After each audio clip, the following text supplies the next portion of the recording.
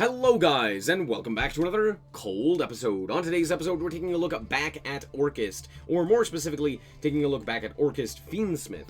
Now, with the original version of this deck, we didn't even have access to Lacrima, and with hindsight as well, we can now look at it with the with future sight, I guess. We can now look at it as well with the Millennium cards, which also serve a big purpose in the fact that you can go into Zombie Vampire, which also does the Orcust stuff by just hitting an Orcust monster. So, yeah, we're just revisiting this. I really enjoy Orcust. I've always really enjoyed it as an archetype and as a deck, and I think this deck is pretty interesting. It is a lot more combo than I enjoy with something like Orcust, but even with that being said, it is still a fairly interesting archetype, and yeah, let's just give it a quick rundown. Starting off with the Orcust cards, we're playing 3 apiece of Girsu, just sends an Orcust, and also has the ability to put 2 monsters onto the field, and hey, any 2 monsters basically does full combo. And the reason for that is because you use any 2 monsters to go into Nightmare Phoenix, which then goes into Mermaid, which then can summon by discarding a card, which is very, very solid. It summons specifically Orcust Nightmare. We're also playing 3 Harp Horror. The reason for this is because while it isn't great to just draw Harp Horror and nothing else, it is extremely good with pretty much any other card. If you see it with Engraver or Tract, it's very useful because you can just pitch it as your discard, which is also fairly nice. You can also use it off of any of the Millenniums with Wedju Temple in order to put it into the back row for the Doomed Dragon, which is also very nice. And on top of that, with any normal summon and anything that special summons, you can also use that as well. With it as your normal summon and anything that special summons, you can also use that as well. And then on top of that, return as well to just draw cards. So lots and lots of stuff that you can do with it. So we're also playing 3 apiece of that. Then we're also playing a few bricks, notably the Orcust Nightmare, which again has similar properties to Harp Horror but can't be normaled. But also, of course, is mandatory basically for the full combo off of Nightmare Mermaid, and just in general with Orcust. We're also playing the 1 World Wand, again, just part of the brick. And then the 1 Symbol Skeleton, which is similar in nature to Harp Horror, but not quite the same because it doesn't really do the full combo from itself if it's in the grave. But it does have the ability to at least do stuff and is mandatory for the end board. Then, of course, we're playing the small Fiendsmith package. We're playing the 1 Lacrima, the 2 Engraver, and the 1 Tract. And yeah, that's pretty much it. We're not even playing the, Paradise? The reason for this is fairly simple, but it's another brick, and we're already playing a whole bunch of bricks, and I'm like, it's not worth it. Most of the time, you just want the Fiendsmith stuff for Desiree anyway, so that's all we're doing with it. We're just making Desiree, and Lacrima is the way to do that. We're also, of course, playing the Millennium stuff. Millennium, Sangajin, as well as the 2 Golem, and the 1 Wedju Temple. Theoretically, you could play 1 Golem as well, but I actually do want to play 41. In fact, I was thinking about playing 42. If I had a 3rd Droplet, I'd probably play the 3rd one of that instead, but alas. Yeah, so the main reason for this is because it's just the, standard deviation for Sangajins and Golems. Golem is not bad to draw by itself as well, because you can use it and any other monster in order to go from Wedju Temple into, of course, the Sangajin, which could then grab another Golem and kind of go from there. So it's not bad, all things considered.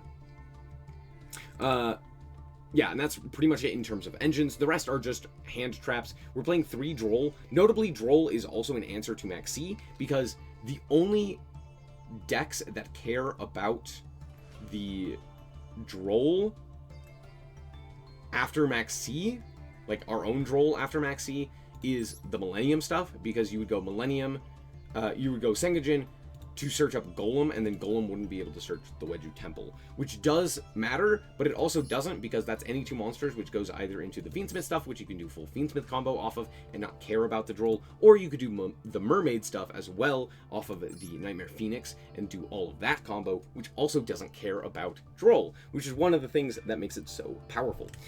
So yeah, we're playing 3 Droll. We're also playing the 2 Maxi, 3 Ash Blossom, the 2 Nibiru, 2 Called By, 2 Droplet, this could be 3 as well, and then the 3 Infip. And that is it. We're also just playing the standard Orcust bricks, the Babel, the Crescendo, and the Return, all of which are not bad to draw, but not great as well. As for the extra deck, it's pretty simple. The 1 Lacrima, the 1 Desiree, and the 1 Doomed Dragon as our fusion targets. We also have 2 Dingirsu and the 1 Zombie Vampire. I was originally considering playing something else instead of the Dingirsu, but it comes up occasionally to have the second one, so it's nice at the very least. We're also playing the 1 Nightmare Mermaid, as well as the 1 Nightmare Phoenix, as I mentioned previously. Then the Fiendsmith Link monsters in Requiem and Sequence and Moon, which is basically a Fiendsmith one. And then 2 Galatea and 1 apiece of Masquerena and SP Little Knight. The extra deck is kind of tight, but all in all, I didn't think I needed anything else in particular. Let me know if you feel like there was something else that you would want. But for the most part, this felt pretty decent. The thing that I would most change is a Dingirsu. So if you wanted something else, there you go. I'm not playing Agnum Day, though it would be nice, but I'm not playing it because I wanted the second Ding. So there you go. Let's hop into the replays and show you how this deck performs. Alright, so here we are going first, and woof, if I do say so myself. Yeah, I guess we're just T-setting and passing. I mean, even if they were to remove the Orcust Crescendo, at the very least we'd be able to search during the end phase, so it's not bad unless it gets banished, right? My opponent reveals that they are on Resonator, which is fairly interesting. They're going to special summon out the Crimson Resonator, and I'm pretty sure that Nibiru is going to cook them here. I could be wrong, but I'm pretty sure it is. Anyway, out comes the Red Rising Dragon, which summons the Resonator, which then goes for the Resonator effect, which then special summons out 2 guys. And I'm just going to nib here. Even though they do have their normal summon, I really don't think that this deck does anything at this point. Like, I don't know what it does necessarily, so that's why I ended up nibbing. I think this was arguably a wrong Nibiru, but I was worried about them potentially having, like, I don't know, I just didn't want them to get into additional guys off of, like, the Synchro summons and stuff like that. So that's why I ended up nibbing there. I think that is wrong, though. Anyway, not really that big of a deal, because we're just going to immediately go into Nightmare Phoenix. Nightmare Phoenix is going to then attempt to pop the back row, and it will probably be met by Fiendish Chain. Okay, my bad. I'll go for the Nightmare Mermaid here. We're going to activate the effect of the Mermaid in order to special summon the Orcust Nightmare in order to go into Moon. This is one of the cool things that you get to do with this deck, is that you have the ability to utilize your Orcust combo. If you go into the Mermaid, you can then go into Moon off of that because you're not Dark Locked. It's basically just the graveyard effects that Dark Lock you, which is also very nice. On top of that, Girsu also has the ability to do that, which is, again, fairly cool. So, yeah, we're going to go into the Fiendsmith stuff. Out comes Sequence. Sequence is going to shuffle back. We're going to go into the Desiree, and then we're going to use the effect of the Heart Pour, now Dark Locking us. So at this point, we can go for the Girsu, sending the Symbol Skeleton, and then go into Galatea. Now, I do actually put this in the wrong zone. I should have put this over here so that I had the ability to Link Summon, but I don't. I'm dumb, but it's fine. We're just going to go for the battle here. We already have the Crescendo as well. The reason that I'm saying this is such a problem is because I want to be able to keep the Crescendo live. And then I just end up, like, not... I'm like, it's fine, they don't have anything. They don't have Nibiru. Nibiru's not really, can't hurt you. So I go for the Dingirsu here. I'm going to send it their monster. Then I proceed to the battle phase and just walk in for a bit of damage. I actually had lethal here, just, like, straight up on field. And I just didn't do it. In battle phase, I could have just activated the Symbol Skeleton to special summon out the Girsu and just attack for 18. I didn't. I'm just bad. That's it. So, yeah. Anyway, not really that big of a deal because this should still be game over. They do have this, which was likely what it was. If you control a Fiend Tutor, or your opponent controls a monster, controls a special summon monster, you can special summon this card from your hand. This is likely what the toggle was that they had. So, there you go. Anyway, I'd roll them. They search the guy, I'd roll them. Out comes Red Rising, and they don't elect to activate the effect for some reason. I don't know why they don't. I just don't. Anyway, I ding to send away the guy, and now they're going to special summon 2 different guys from deck, or from grave, and I'm like, okay, and that was it. I didn't even use Desiree, I didn't use the counter trap, that was it. It was just ding. It was just ding, and then ended their turn. Anyway, we send with the Girsu another Symbol Skeleton, which we shuffled back earlier, and out comes Ding 2 Electric Boogaloo, but honestly, I don't know how much this guy mattered. They're going to add back a guy. Sure. Doesn't really matter. We're just trying to get to lethal there, and there you go. We got there. We got there. It may have taken an extra turn, but it still was a victory. Smile. Alright, here we are going second, and honestly, this hand is fairly decent. At least drawing the Wedju Temple here is actually fairly good. And then my opponent plays a card that is very strange, but okay. I elect to Imperm the Sage here. Now, is this the correct play? Probably not. I probably should have waited for the Spirit. But I'm like, I would like to cut them off of the trap card, so I'm going to elect to do that instead. But of course, they just hard drew the Maiden. What can you do? What can you do? Realistically, I do think that Imperming the Sage there is the correct play, but alas. It doesn't really matter. They're going to go for a Bingo Machine instead. Okay. They're going to send the guy and then just pass. I don't know what's happening here. I'm very confused, and I hope you are too. Anyway, we draw the Called By here, so let's see what we can accomplish here. They're going to activate the True Light in order to set a spell trap, and I'm like, oh, okay, we're not going to elect to special summon a guy. Alright. We're going to go for the Sengajin, then we're going to grab up the Golem. Golem is going to then activate. I don't know why I don't activate the Wedju Temple in order to place into the back row the Golem. I'm just stupid.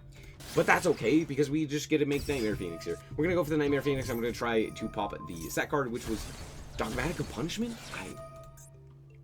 Okay, yeah, for sure. Anyway, we're going to grab Tract here. Tract effect is going to activate. We're going to grab up the Lacrima and pitch the Lurie that we already had in hand. Activate the effect of the Lurie to special summon itself, and go into the whole Fiendsmith combo. Hip hip hooray. I'm sure you're sick of this by now, right? Out comes the Engraver. They elect to negate it. It doesn't matter. We have Called By. It's fine. We're going to go into the sequence here, and then activate the effect of the sequence. We're going to shuffle back in order to go into the Desiree, and then we are going to normal summon the Lacrima. Lacrima is going to send the Engraver, and now we're going to go into the Masquerena, and Engraver is going to be shuffled back off of the Desiree. We're going to send away that trap card, because I don't like it. And then we're also going to finally Dark Lock ourselves in order to go into the full Orcust combo. Out comes the Harpour. Harpour is going to then send the Girsu, and Girsu is going to send the Simple Skeleton. Out comes Galatea. Galatea is going to shuffle back in order to set the field spell, and then we are going to go for the Symbol Skeleton in order to special summon out our Girsu and go into the Ding Girsu. Now this may seem strange, but the reason that we're doing this is because IP Masquerena alongside the Ding Girsu is very useful, because you can just send the Ding and then use the use like SP Little Knight to banish a thing, and then use the Symbol Skeleton Engrave to bring back the Ding Girsu as another interruption. So that's also fairly decent. But most importantly, we know that Majesty is right here, so we can just protect with the Ding Girsu, which is again fairly decent. So yeah, we're just going to go to combat here and do no damage, because I forgot again. Not only did I forget in-game, but I also forgot just barely, yeah, 1 Day of Peace was activated. Did you forget that? I also forgot that. Don't worry. Anyway, out comes Majesty. They're going to activate the effect. They're going to reveal 2. I'm going to protect with the Ding Girsu, and they're just going to pass the turn. I'm like, okay, whatever. We're going to go for the sequence here and just special summon here. Anyway, not that big of a deal. We're going to draw Droll here, which is fine. Out comes Requiem. We're going to activate the effect of the Requiem. We're going to special summon out the Lacrima. Lacrima effect is going to activate, to which it will promptly be met by Maxi, which is fine. Again, we can play under Droll, so again, this Called By could have just been used to the Veiler earlier on like a sequence or something like that, but alas, we're going to use it here on the Called By, or on the Maxi. Anyway, out comes Engraver. Engraver is going to special summon itself, and that is lethal. So 8, 18, 18, 12, and of course, 26. Slightly over lethal. Good game. Alright, here we are, once again, going first. And this is a fairly decent hand. Let's see what we can do. There's very little that stops this hand in particular. Well, that's annoying, but at the very least, like, the only thing that really stops us here is Veiler or Imperm. So, why did I open my house? Yeah, of course. You know, they had Ash Imperm. That's like the 2 cards that actually stop us there. However, Trap Trick, and they normal summon the Arachnocampa. So I'm almost guaranteeing that like an Ash Blossom here is like going to be highly detrimental. And they summon the Parallel Exceed, and I go, oh, okay. So if you've already normal summoned the Arachnocampa, my best option is likely to just Ash this Exceed so that you don't have access to a rank 4. That's probably my best option. Out comes the Trap Trick Garden. They're going to actually just banish that guy in order to just bring back the Arachnocampa. I'm like, that's A-okay, bud. Anyway, out comes, or we draw Harp Horror, which is pretty cool. We're going to immediately just give them a token, which is what I wanted to do previously, which is why the Imperm was so bad. We're going to go for the Nightmare Phoenix here, and then just special summon our guy, and then go into nothing, because they had Gravediggers, Trap Hole. Tragic. Anyway, again, we're just going to Ash this. The Sarah is not going to resolve, ever. Anyway, out comes the Nightmare Mermaid, which then can just pitch Lurie, which then also does the Fiendsmith combo, and we're off to the races, and at this point the game is over. Yeah, that's a really cool thing that Mermaid also has the ability to do, is, hey, you drew Lurie? Doesn't matter, that's now full Fiendsmith combo as well. Hip hip hooray! Hooray! Alright, and we're back with the deck, and honestly, this deck is way better. Having access to the ability to actually utilize the Fiendsmith stuff in its entirety off of just any two monsters is very, very nice. On top of that, being able to go into the Millennium stuff in order to pivot into Zombie Vampire is also very, very nice, just given the fact that you can go Zombie Vampire into any of the Orcust stuff or any of the Fiendsmith stuff. Very solid. So yeah, all in all, this deck I think is pretty strong and arguably like up there with things like the Snake Eyes stuff. It's not quite as powerful as the Snake Eyes stuff because there's a lot more bricks, but overall, like, it's still fairly solid. It also doesn't put up nearly as many points of interaction, but the points of interaction are significantly stronger, so it's not as wide as it is tall, if that makes sense. It doesn't have as much going on, but it does have a lot more high impact moments. Yeah, like Orcust Crescendo is maybe one of the craziest counter traps of all time, so there you go. But yeah, that's pretty much it. I also really like having access to Droll. Droll felt really nice. It may seem strange, but honestly, it was almost better when I used it on my turn to prevent Max C from drawing like 9 cards, probably more than that, as opposed to like using it on the opponent's turn to prevent them from drawing cards or searching cards. So that's something. Anyway, that's going to be it. Thank you guys so much for watching. I hope you guys did indeed enjoy. If you did, I like us very much. So appreciate it. And remember to always stay frosty. Bye-bye.